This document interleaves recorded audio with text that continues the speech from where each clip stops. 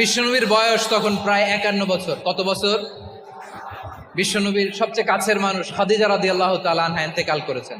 বিশ্বনবী বড্ড কষ্ট পেলেন, হৃদয়টা ভেঙে খান খান। যিনি ঘরের ভেতরে বিশ্বনবীকে সান্ত্বনা দিতেন, ভালোবাসা দিতেন, বাইরে গেলে কুরাইশরা বকাঝকা করে, অত্যাচার করে, কিন্তু আম্মাজান খাদিজা রাদিয়াল্লাহু তাআলা আনহা ঘরটারে এমন শান্তির নীড় বানায় রেখেছেন, এই ঘরের ভিতরে ঢুকলে বিশ্বনবীর কলিজাটা ঠান্ডা হয়ে যেত।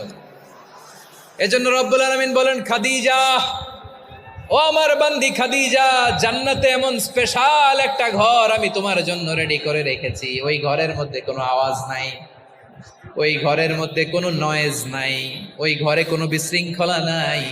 কারণ মক্কার জমিনে আমার নবী কুরাইশদের বিশৃঙ্খলা, নয়েজ আর ঝামেলাগুলোকে উপেক্ষা করে যখন তোমার ঘরের ভিতরে ঢুকতো, ঘরটারে তুমি শান্তির নীড়, ঠান্ডা, নীরব